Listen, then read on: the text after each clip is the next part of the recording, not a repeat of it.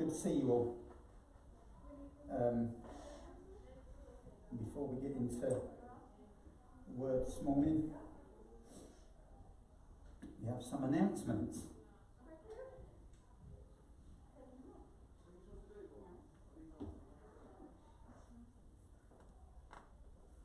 So before we carry on with Daniel, with the book of Daniel, and we're in chapter 3 today.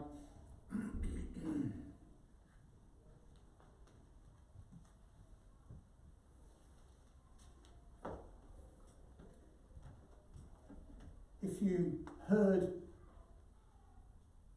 Mr. Johnson's latest announcement yesterday, so obviously we've been back to church since July, but for a month there's going to be a lockdown, whichever way you look at it, and church service, as in person services, will be shut for 4 weeks.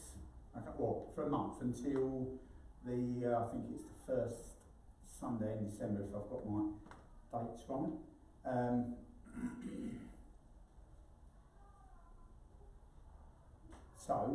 But we will carry on online. So, as we did before in the original lockdown, but this one's shorter. So from next Sunday, we won't be here physically until I think it's the first Sunday in December. But after that, we will be back leading up to Christmas. So do log on over the next few weeks. Facebook, Restore Church; Twitter, Restore Church B; YouTube, Restore Church Boston, and I'll also be sharing it onto the WhatsApp group as well. So there are ways to still connect for the next 4 weeks after today. So, you know what, church isn't shut. Sunday services will be shut for 4 weeks, but actually church is still doing what church should be doing. So everything else remains open.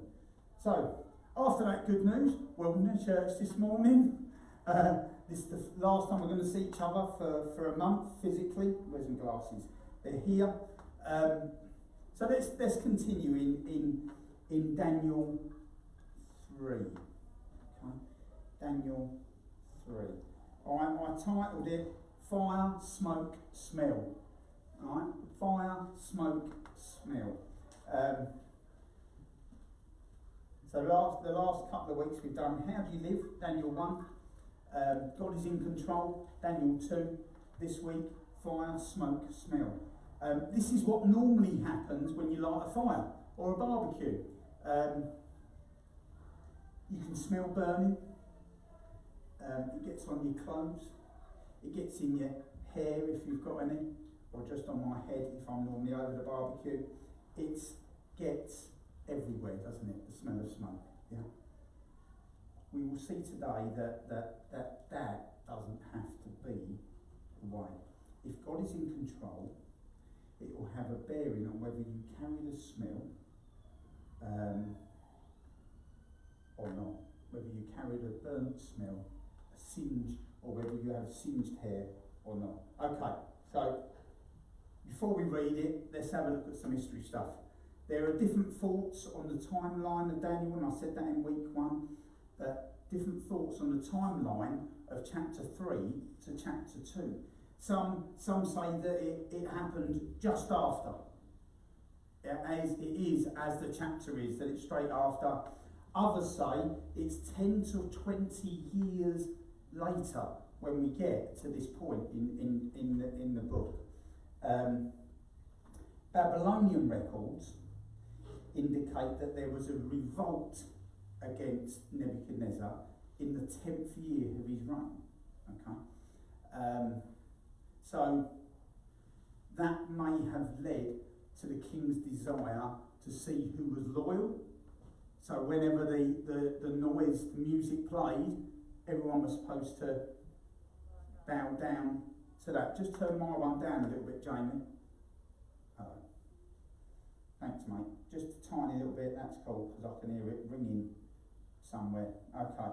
So, yeah, so Babylonian records show that there was a revolt against Nebuchadnezzar, and so that may be why Nebuchadnezzar had the statue done of, and it's really interesting when we look at last week and the dream of the statue was that there was a head of gold, and the head of gold represented the Babylonian Empire, and Nebuchadnezzar had a statue made fully of gold. Well, it would have been wood, because that's what most of them would have done at that point, and then overlaid it with gold. So basically what he was saying was that, God, you're wrong, we're not temporary, we're here forever, and I'm the king and I'm here forever, we're not temporary. But there's only one permanent kingdom, isn't there? Only one permanent kingdom? Yeah. One permanent king. And the king was showing everyone that God was wrong, we're here to stay. So where's Daniel at this point? Daniel is doing his job. He's in the capital city, in Nebuchadnezzar's court, doing what he should have been doing. Otherwise, he would have been with his friends, getting ready to be put in the fire. So let's read Daniel 3. Okay. King Nebuchadnezzar made an image of gold, whose height was 60 cubits and its breadth 6 cubits. He set it up on the plain of Dura in the province of Babylon. Then King Nebuchadnezzar sent together the satraps, the prefects and the governors, the councillors, the treasurers, the justices, the magistrates and all the officials of the provinces to come to the dedication of the image that King Nebuchadnezzar had set up.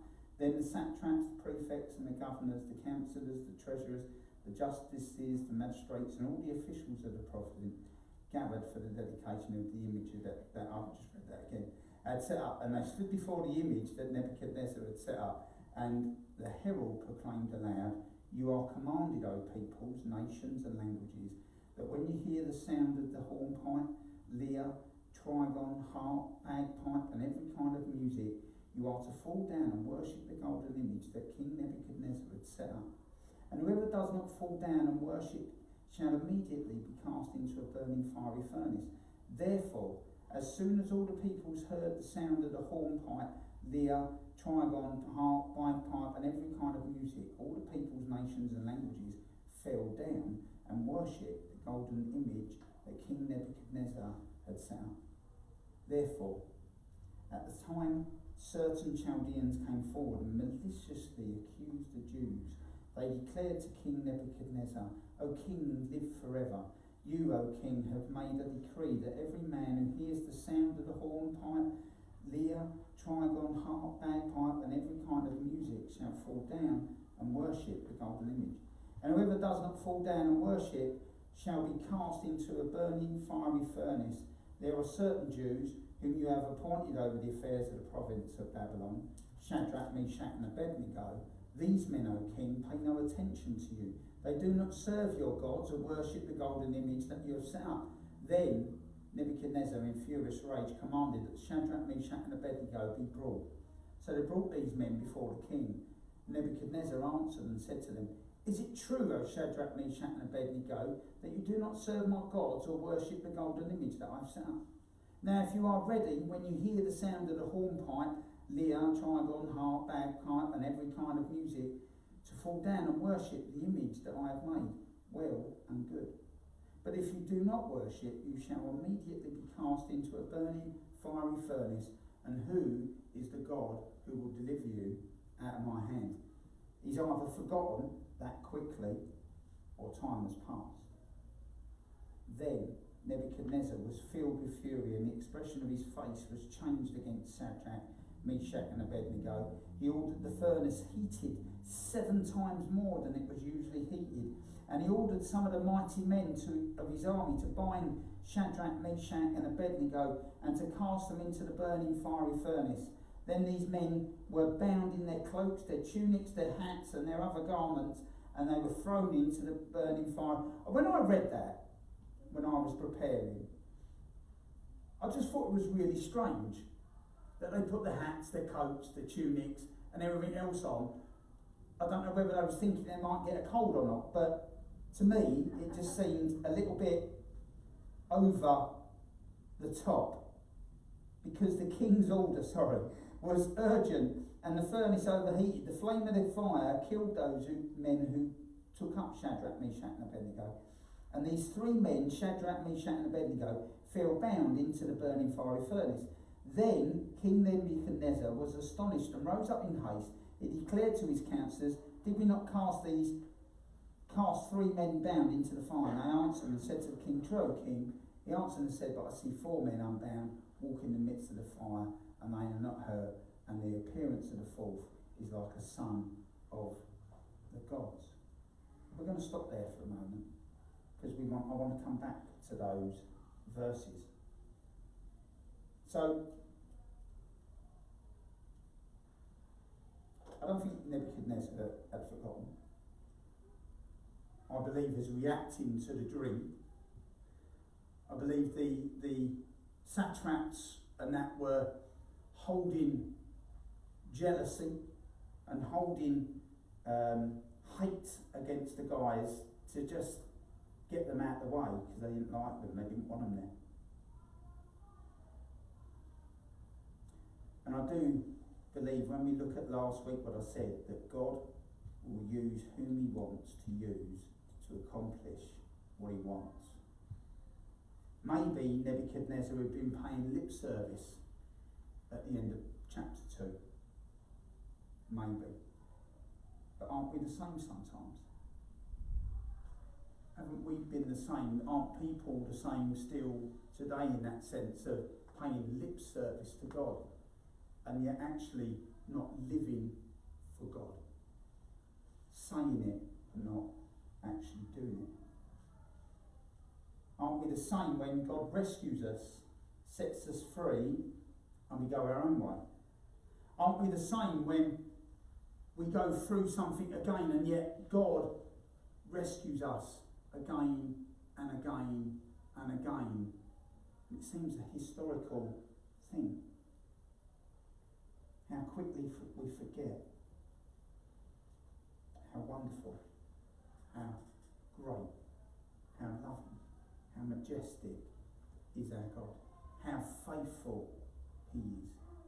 When our hearts are not always faithful, sometimes they're faithless, because we don't have faith sometimes in our God to bring us through a situation that he can clearly bring us through. Our hearts are the biggest idol factories in the world. John Calvin said, "The human heart is an idol factory. Our hearts become factories of idols in which we fashion and refashion God to fit our needs and desires. We can be unfaithful. He never changes. And yet we change like the wind." As we look at the furnace of fire that Meshach, Shadrach and Abednego went through, we need to understand that as we honour what God calls us to be, that's our state, not our position. Okay? So, first and foremost, before anything, I'm a child of God. Before I'm a son, before I'm a dad, before I'm a husband, before I'm a friend, before I'm a pastor, before anything of which I am, I'm a child of God. And that is what I have to remember in everything, that I am a child of God. And that is what I'm called to be. Then there are other calls on our life. But first and foremost, we have to be a child of God. That's who I am. We sing that song, don't we? Yes, I am in my Father's house. So, anyway, times you may find yourself trying to walk this life, making the right decisions. And yet, there are voices around you, particularly when you get the kids who are at school, that will have other voices around them shouting loudly to them that they're doing it wrong, that God is not real, that there's all different voices clamouring for their ears, clamouring for their mind. Oh, you can't watch that because you're a Christian. You can't do that because you're a Christian. And sometimes we feel challenged to not honour God in our lives. And that goes for all of us. But we have to understand that as we choose to follow the call of God on our lives to be a child of God, that God is closer than anyone else. Yeah. That although loud voices may be shouting at us, we have to listen to the still, small voice of God. And it's because he's here. And it's because he's here.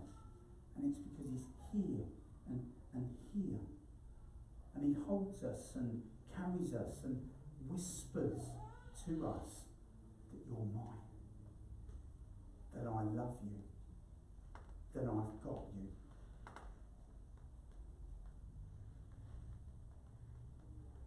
Sometimes it feels like we're in the furnace. Sometimes it feels like fire is not only licking at our feet, but licking all around us.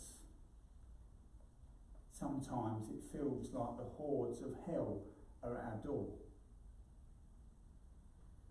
And we're wondering where God is in that. But God is there.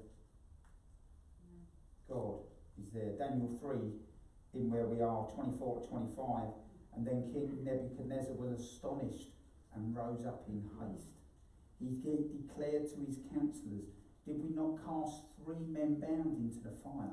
And they answered and said to the king, true, O king. He answered and said, but I see 4 men unbound, walking in the midst of the fire, and they are not hurt.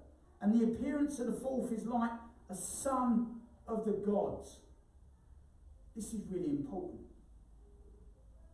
Jesus is in the fire with us.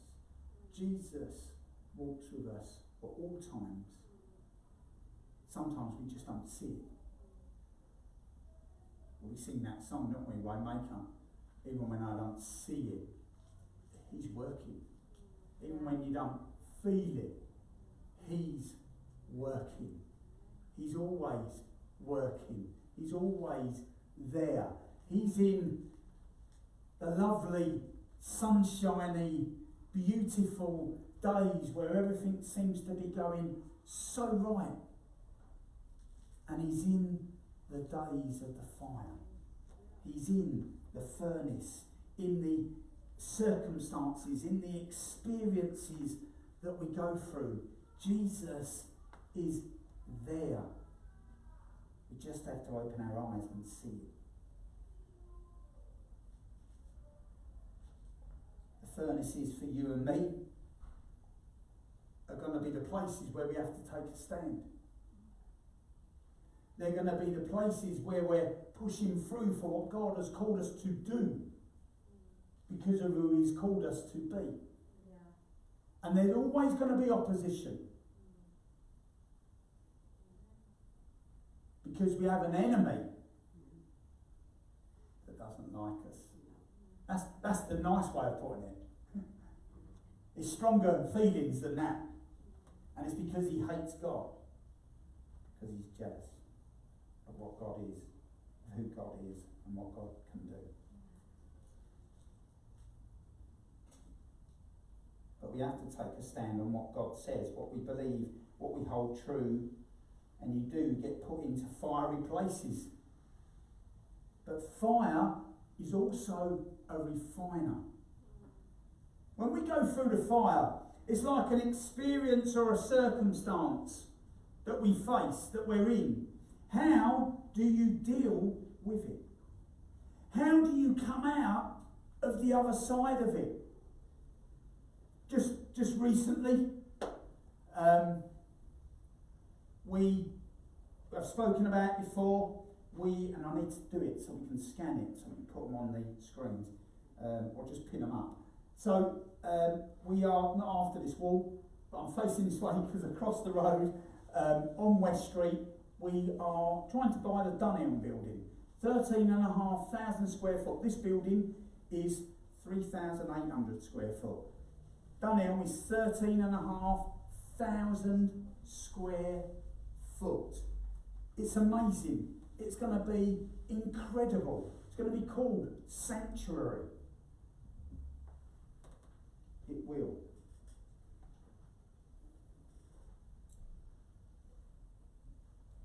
And obviously it's into planning at the moment.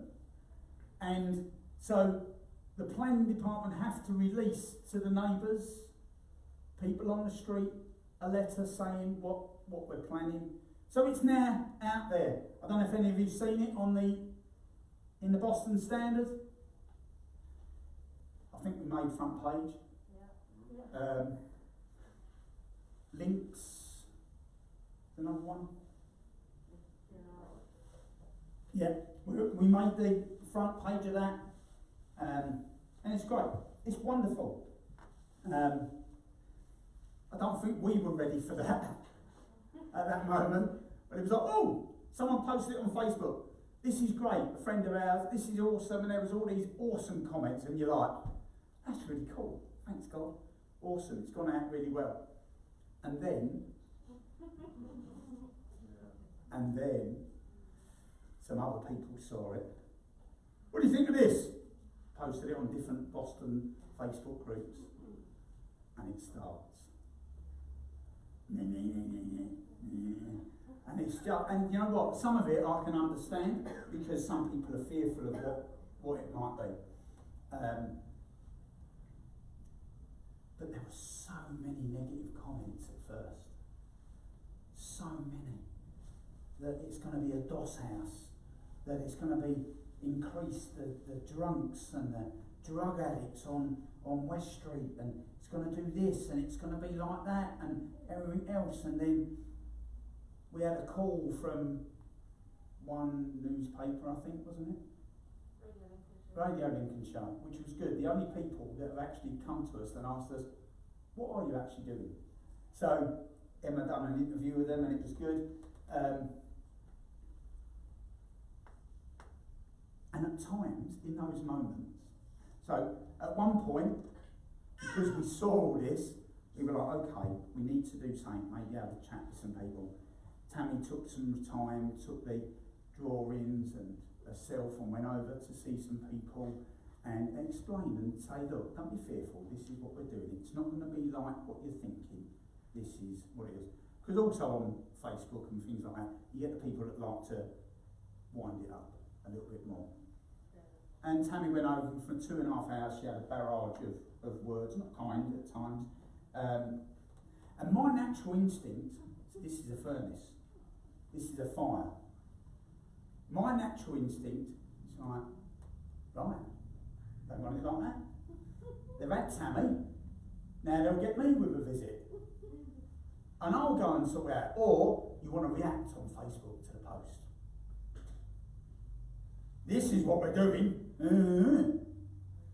you know what? There has been so many positive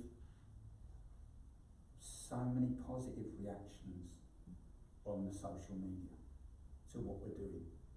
Big, long posts of going, this is going to be amazing for our town. This is going to be fantastic. This is going to help people that need help. And I did not respond because of that. But I did not respond because I remembered who I am. I'm a child of God, first and foremost. And actually, when you start defending yourself, at what point do you stop? At what point? Because the thing is, I love social media. It's good. It can be used for good. But the problem is so many people use it for bad. And so many people become keyboard warriors and say nasty stuff and that. And so the thing is, I've seen it on sites where someone has got on and gone, oh no, I think this is really good.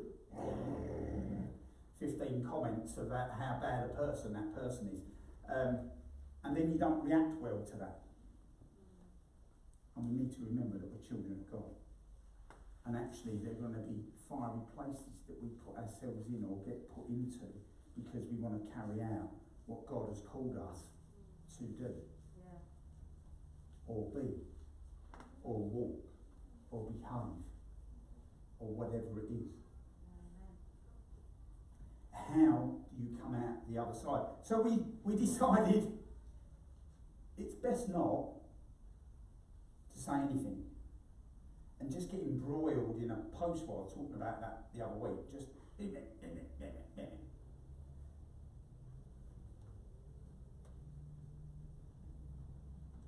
it would have helped me. It would have got it off my chest, but it wouldn't have been helpful. Ben said something to me yesterday. What was it? Was it yesterday? It might have been yesterday. It might have been the day before. And we were sitting there, and Grace was a little bit mardy for a moment. And just for a moment. And she walked out the room, not because she was mardy, I think the kids were just had a little fall in there. And Grace walked out the room, and I was like, to myself, because that wouldn't help, would it? Right? And Ben said, looked at me, because he was sitting next to me, and went, teenagers, eh? And I went, I understand what you're saying, but is it helpful? And he went, no, and she'll probably beat me up. I was like, well, there you go. I said, so don't say anything. So, but it is important how we go through these things, and it is important how we come out the other side. Okay? It really is. Do we come out smelling of smoke? Or do we come out clean? And we need to, in everything, not just the church, we need to come out and be seen as clean. Not just be seen, because we're holier now, but be clean. Called to be holy. So we need to be holy. Okay. Anyone tell me what was the only thing that got burnt in the furnace? The ropes. The ropes. The only thing. What were they? What did he say at the beginning? They were the things that bind them. They were their bonds that bind them. The only thing that can keep you captive are the bonds that you allow to be put on, the shackles that keep you tied, that keep you away from being all that God has called you to be. So in the fire, it come out, and not a hair is singed. There's no smell, there's no... That was a close one. God came through at the end there, but whew, I'm a little singed. Smelling of smoke. Nothing. Nothing. Their bonds have been burnt, but no hairs on their wrist have been burnt. No hairs if they had hairs on their wrist or on the back of their hands. Nothing was burnt. I can't go near the barbecue. When we've got the barbecue running, the big one, the church one, and it's like so hot, you can't because you haven't died and you haven't burned, but you can understand the heat of what it must have been for the guys that died trying to put the guys in the fire. When I go near the barbecue and I'm cooking, I've got great big wooden things we've had for years and I cook. When we haven't got them, we've used these silly little metal ones. My hand is bald for a week because it has singed me. exactly. No elbows. Eyebrows, yeah, they do burn away. But we need to understand how we live our lives, how we react in the fiery places, determine if we're singed or smell of smoke. I love barbecuing, I hate smelling of smoke. Our bonds are cut, we are set free. I don't need to defend, I don't need to be angry. There is freedom in the fire. In the fire, they were with Jesus. In the fire, they had been set free. They didn't smell of smoke. No hair was singed, not one. Luke 12:7 says, why, even the hairs of your head are all numbered. Fear not. You are of more value than many sparrows. Luke 21:18 says, but not a hair of your head will perish. And we have to take that in context of the fact how we live in. Do we choose to honour God in every circumstance, in every experience that we have? Because when we do, we will not be singed. And for us, a lot of that means our character, our witness will not have been damaged.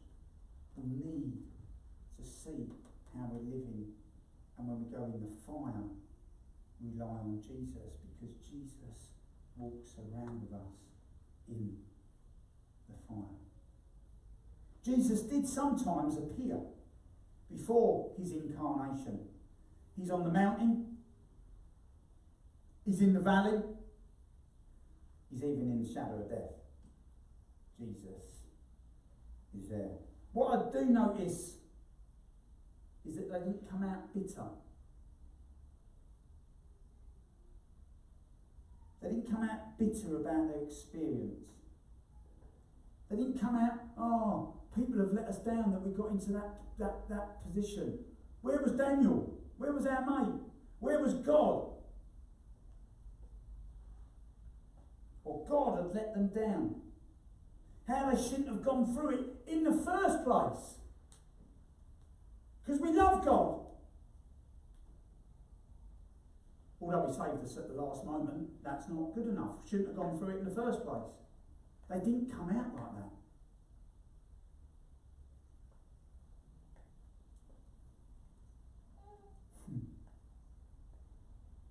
How do you come through a fire? How do you come through a furnace, a fiery place?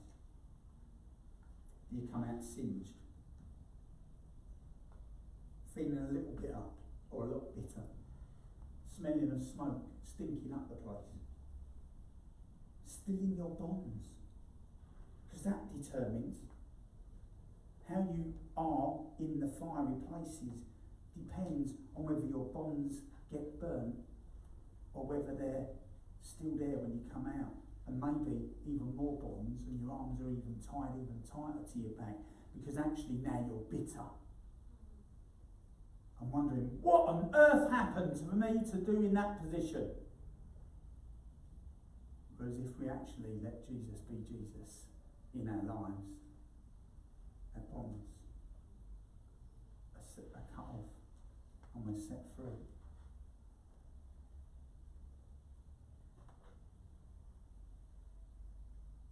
You go on about it for years, still moaning. Or we need to let the fire wash over us, cleanse us, cleanse our thoughts, our hang-ups, our idols, totally abandon ourselves to God. And I know this is hard. Whatever his will. You know, there have been some people that have been martyred down the years, you know. Sometimes in one sense I can't wait to get to heaven, to maybe hopefully have a chat with some of them. You go, you know what you went through? Now, I think I've said about it before with the Roman legion. that became Christians, and they were top blokes. They were old, right? They were a force to be reckoned with, but they'd all become Christians, and they was in a place where it was freezing. I mean, freezing cold, you know. And there was a lake, and their leaders had said, "You need to denounce Jesus." And they was like, "No, we're not going to do it. We're not going to do it." And so they, okay, put them on this frozen lake. And they made them stand there, and they took every bit of clothing off them. And they made them stand in the middle naked. All these hard, veteran soldiers who were loving Jesus.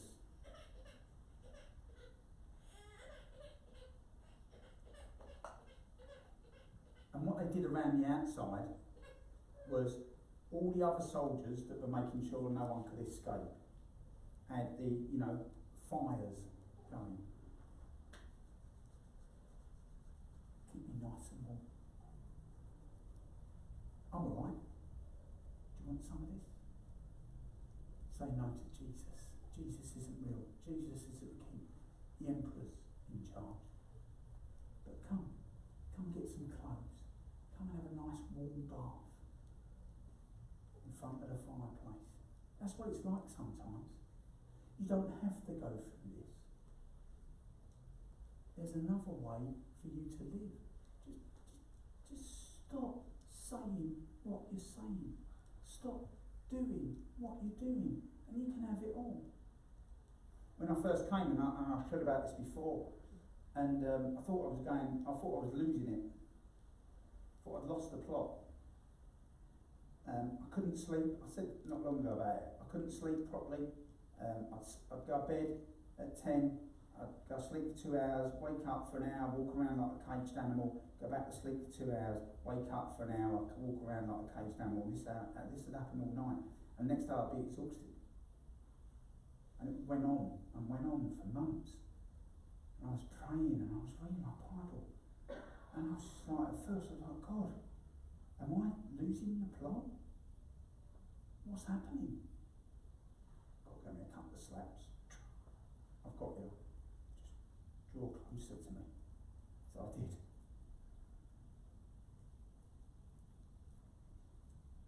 And some people said, oh, yeah, no, it's anxiety. You've got anxiety.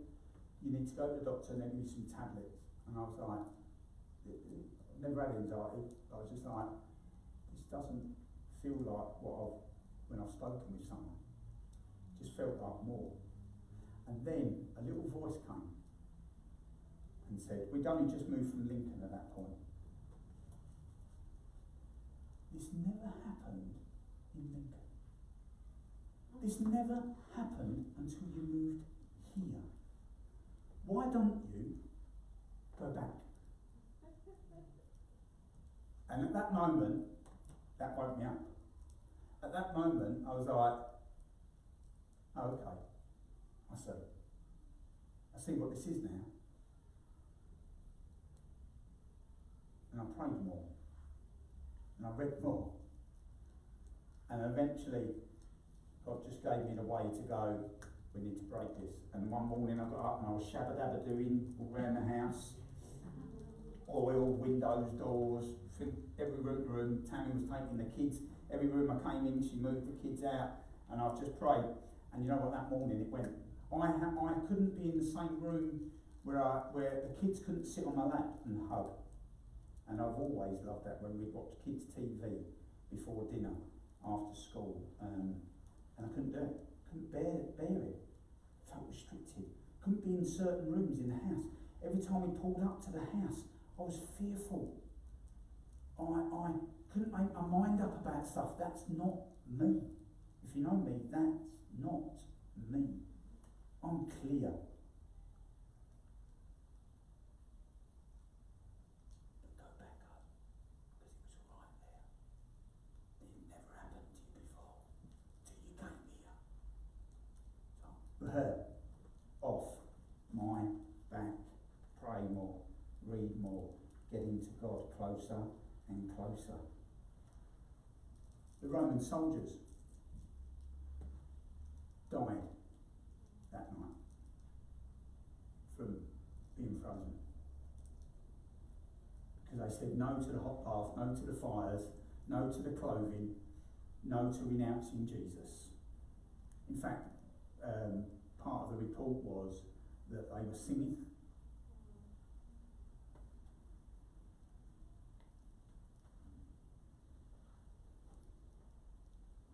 Are we ready to do that? They were singing about Jesus.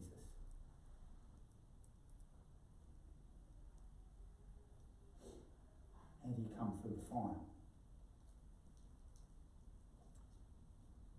Daniel 3:28 says, Nebuchadnezzar answered and said, Blessed be the God of Shadrach, Meshach and Abednego, who has sent his angel and delivered his servants who trusted in him, and set aside the king's command and yielded up their bodies rather than serve and worship any god except their God.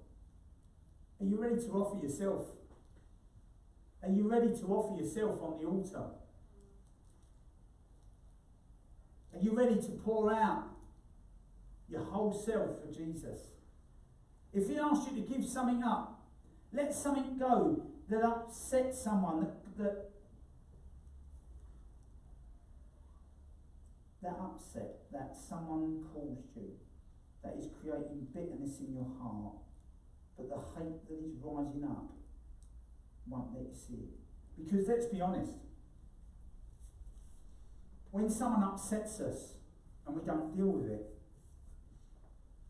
even though, I know there's Christian, oh no, it's fine, I've dealt with it. And yet they can't speak with that person. They can't even look at them. They won't do it. That means that you haven't dealt with it. That means there's bitterness in your heart. And the thing is, bitterness becomes hate.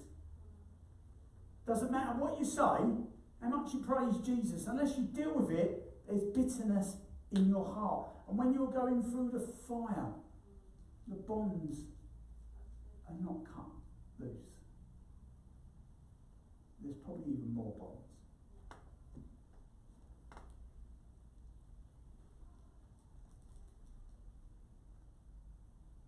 Your own ambitions, maybe he asked you to put them away. Your own ambitions that keep you from seeing what God has for you. Maybe that friend who just drags you down away from what God has for you is maybe something you need to give up. That's really hard, isn't it? That's really hard. I remember when I became a Christian, and at that point I was out 6 nights of the week, nearly 7 sometimes, drinking, playing darts, playing pool, getting drunk, taking drugs. I don't think it was anything else. Sometimes being violent.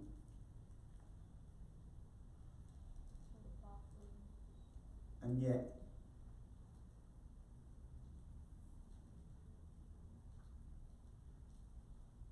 God took it all away from me. And yet, I had to do, after a couple of months, realising when I'd become a Christian, because I thought, oh, I'm a Christian now, everything's going to be alright. Everything's going to be good, and I can deal with it. I can deal with my mates going, Stu, I bought you a pint. Stu, I bought you a pint. Oh, Stu, there's 4 pints on there for you to drink. Because at one point I'd have gone, hey, 4 down, where's the next one? Anyone got summer comfort now? We're going. But I weren't strong enough to do that. I'd never be strong enough to do that unless I got Jesus. And so I had to stop.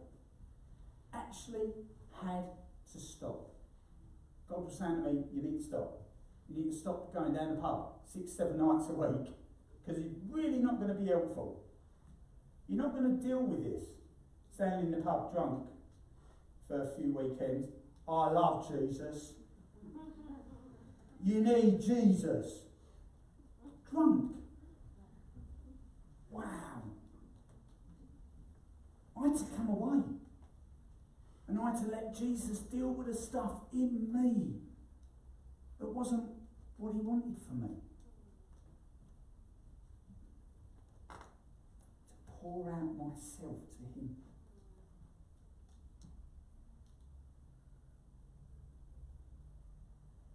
We've been in the fire and come out smelling of smoke.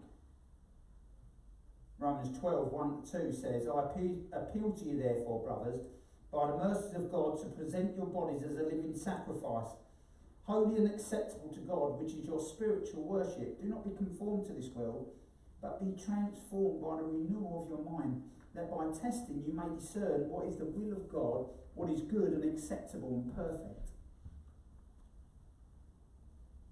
We, if we have been set free, must give our whole self. We must give our emotions, our thought life. There are some that have been in the furnace only to come out singed, thinking that was God's plan for them. It's not God's plan for you to be singed. God's plan is for you to come out smoke free, bonds cut, free, freedom. Could be like William Morris.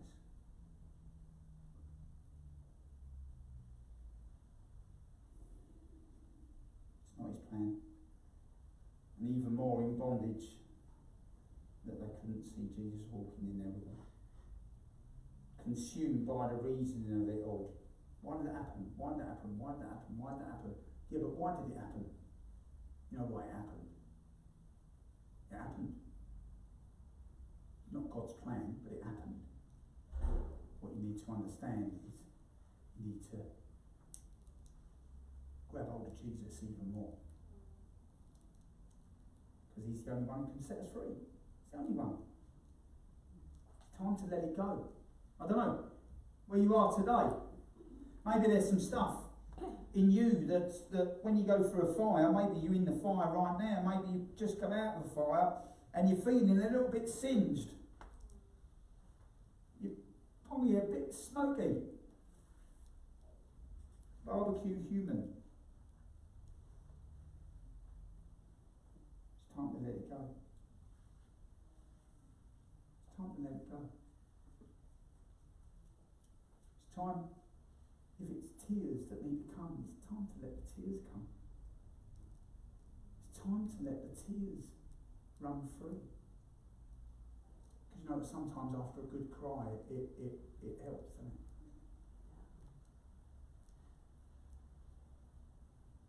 Sometimes the tears are a freeing thing. Sometimes the tears that run down our cheeks and sometimes go in our mouth and wherever they go and down our neck.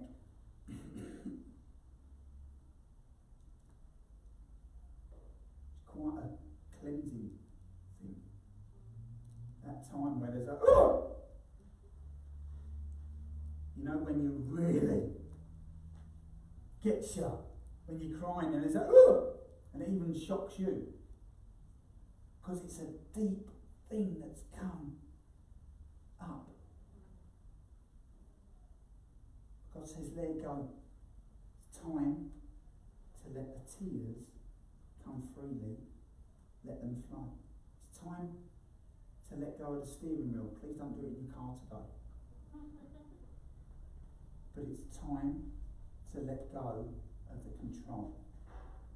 Some of us are so controlled, so got our emotions in check, that we wouldn't know an emotion if it came out and bit us, because we suppressed them. I used to suppress if something upset me, and I would try and suppress. I'm really good at it, swallowing down the emotion, because we're not going to let the tears come. We're not going to let it. What's the matter? I'm not crying. I'm all right. I can deal with it. No. And yet your tears are running down your face. And we still don't deal with it. We need to let it go. We need to let go of the control and let God. Let God. Just everyone, just stand for me. I don't want to. Just everyone, just stand. We're not finished, but just stand. And then we'll wrap up quickly, I think. Yeah. Just you, God, this morning. Just you and God. I just want us to spend a moment. Because sometimes that's what it takes. It's a moment of recognition of who Jesus is. And as I said last week, that God has got it, that God is in control, and actually we're willing to let him have control. That actually God sits on the throne and not me. And this morning,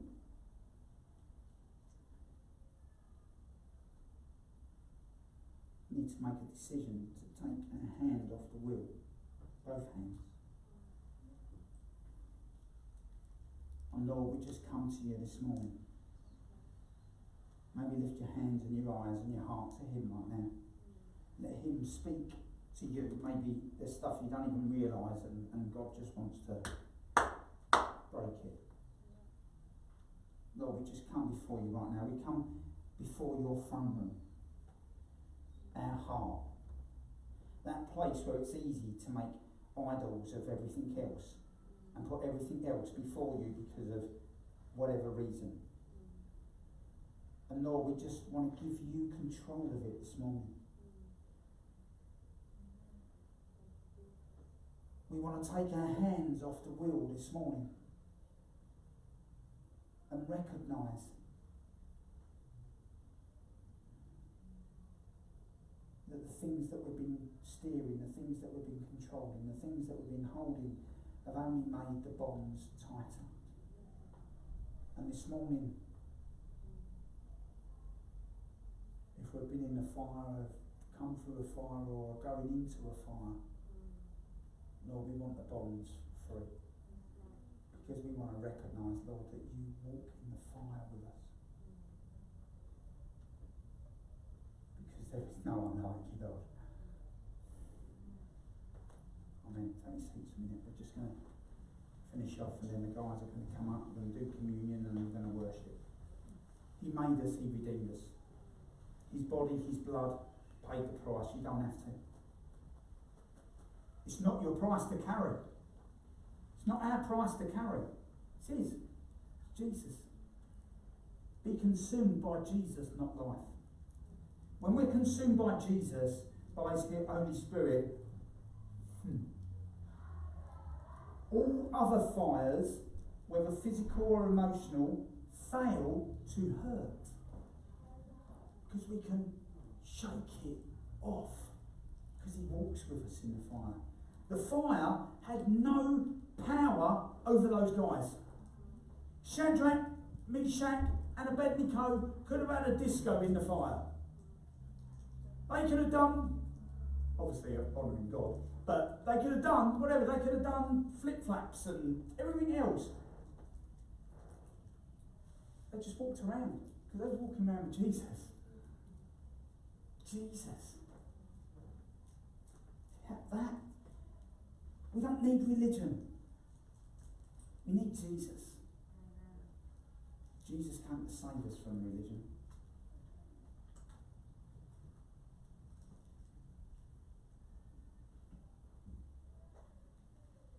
Isaiah 43:2 says, "When you pass through the waters, I will be with you, and through the rivers they shall not overwhelm you. When you walk through fire, you shall not be burned, and the flame shall not consume you." I also think of Simon when he was stoned. And he just says, "I commit my spirit to you." He did what was honouring to God. And he got murdered for it. And yet in the midst of it, I was reading Numbers, we're going through Numbers, me and Tammy, and the book of Romans, which is amazing. But someone did something wrong, so the idea was take them out and stone them. The whole congregation. And I was like,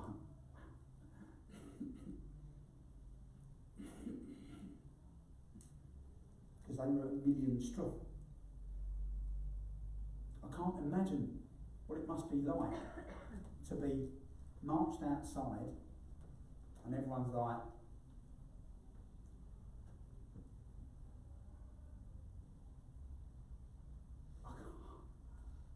and it just made me do that when I read it this morning. Wow. I can't imagine what it would be like. I can imagine what it's like emotionally when people are just throwing names at you and throwing insults at you and throwing stuff like that. I've been there.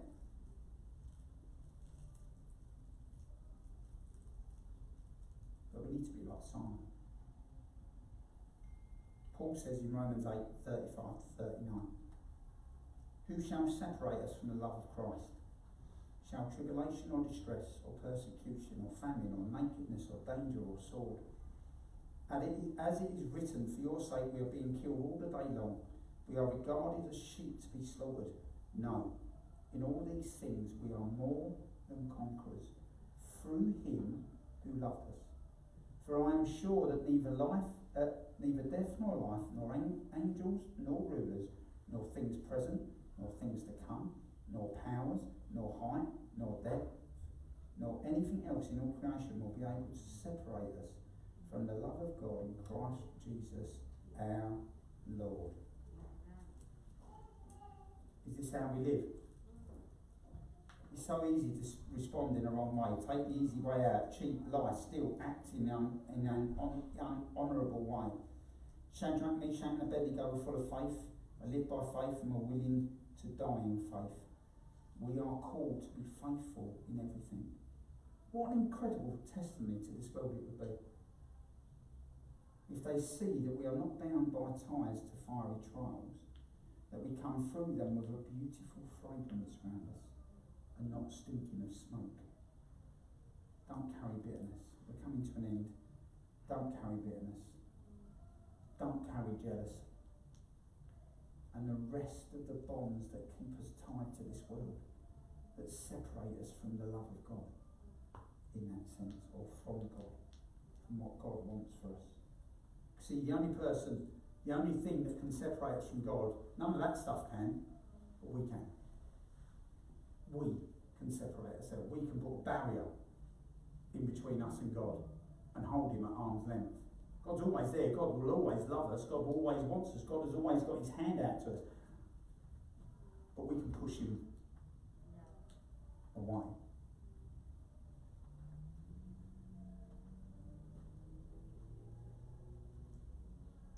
Just some questions to think on as we finish. Just two. And then Christian, Darren, someone grab Ben for me. And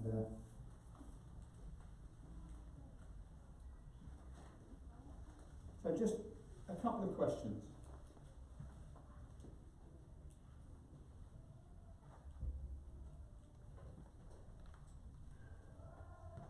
How do you live? Do you go with the crowd or do you follow God? Do you honour God, even at a cost to yourself?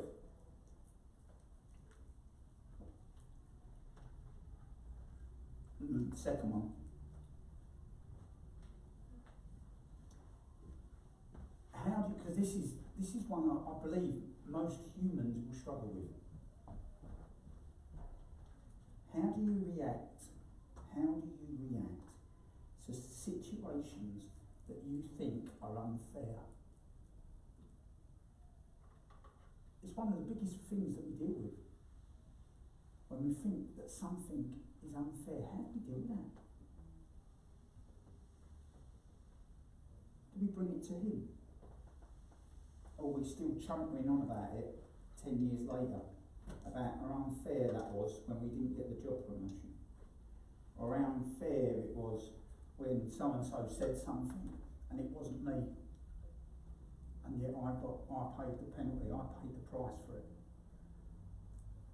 Because what we do with that is we make it about us. We don't make it about him anymore, we make it about me. And sometimes we like to do that because we want everyone to go there. Here's a bandage.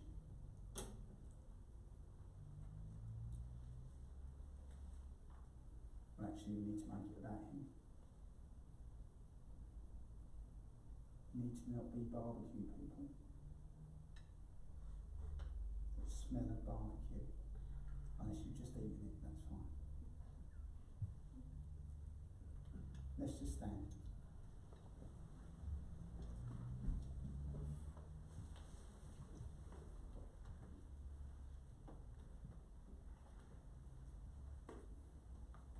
We're going to get ready to take communion.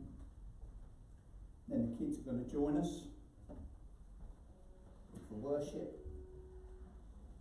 So it'll get a bit louder in here, which is always good. I love it when the kids come in. I loved it last week when Violet, we just started worshiping, she was like, ta-da! I loved it. It was so good. Made me and you smile, didn't it? Ta-da! We're going to take communion.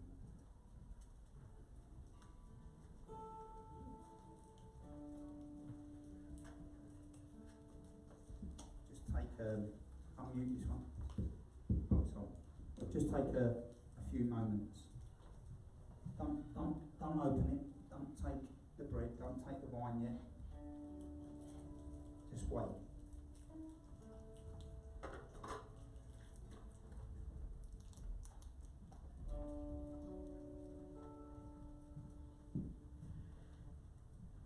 I just want us to take a moment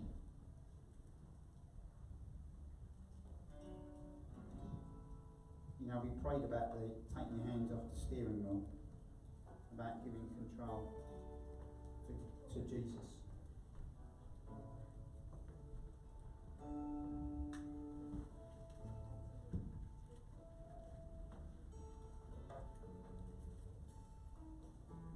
And when you're ready,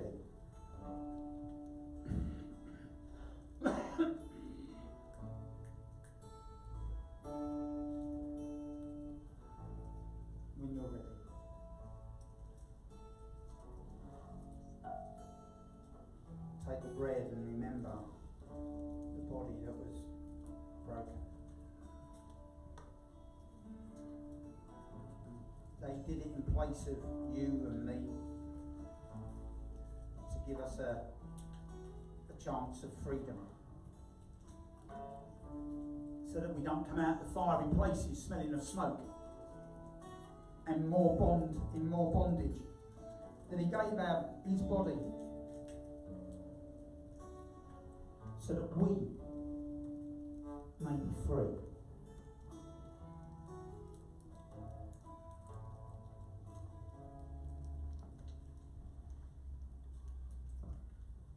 And then take the grape juice.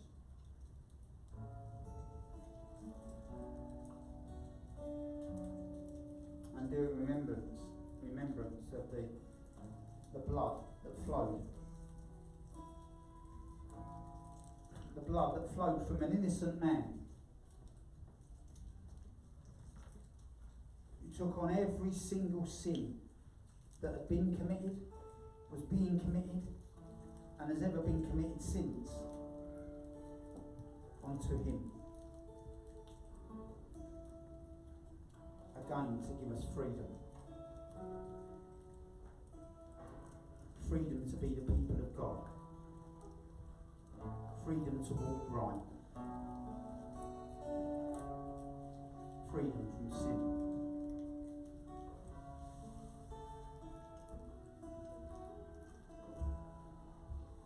Let's worship him.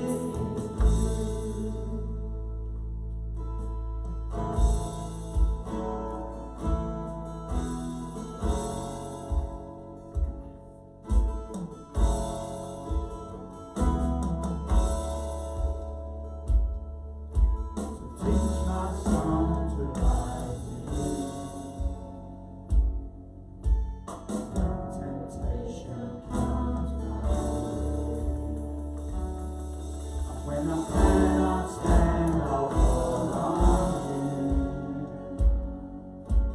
Jesus, you're my hope and stay.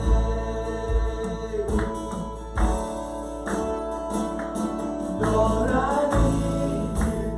Oh, I need you.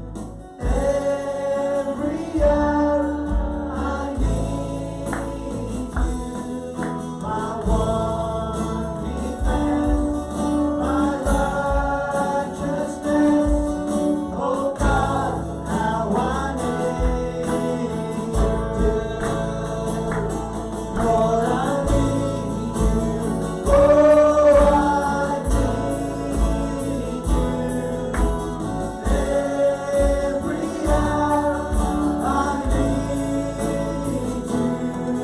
My one defense, my righteousness. Oh God, how I need you.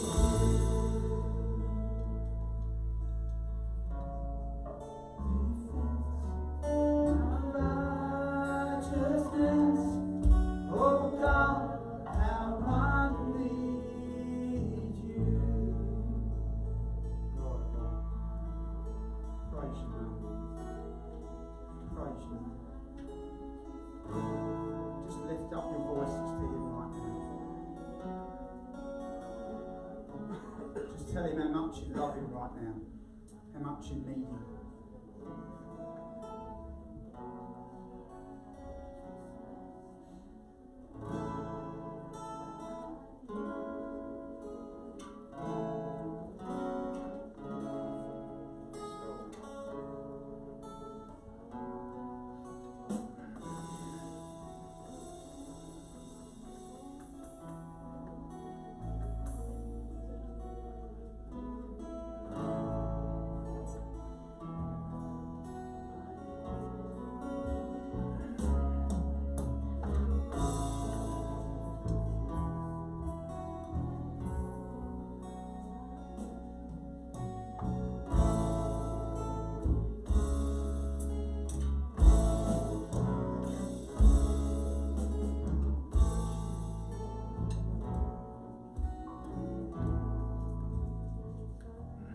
Bless the Lord, oh my soul, oh my soul.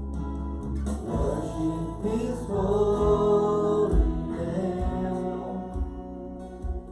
Sing like never before.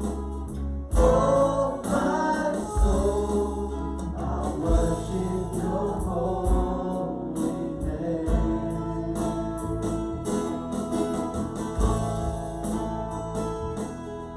The sun comes up, it's a new day dawning. It's time to sing Your song again.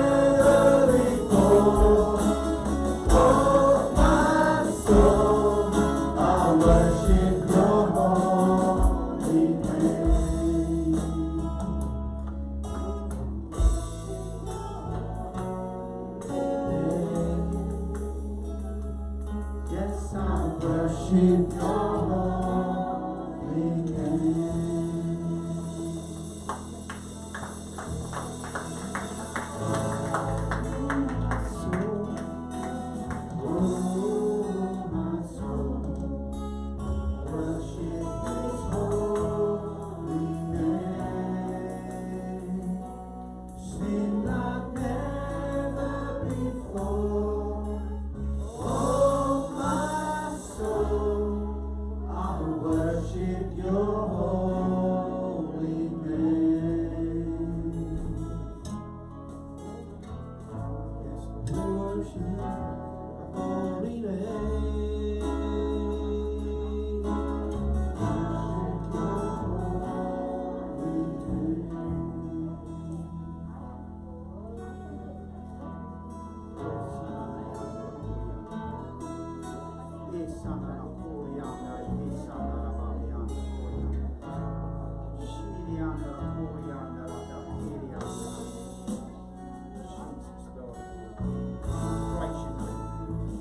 There is no one like you, Lord.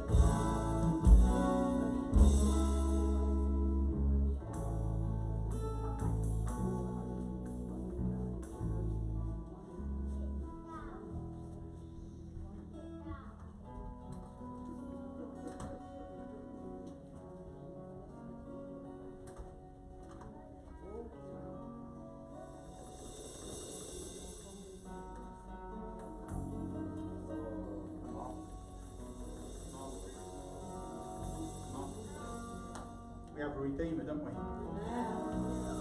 Is he dead? Is he alive? Your feet can stamp, your hands can clap.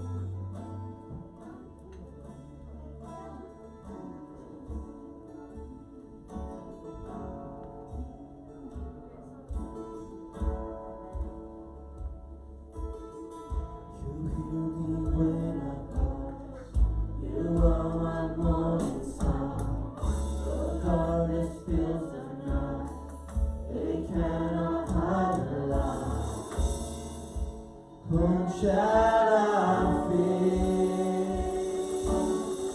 You crush the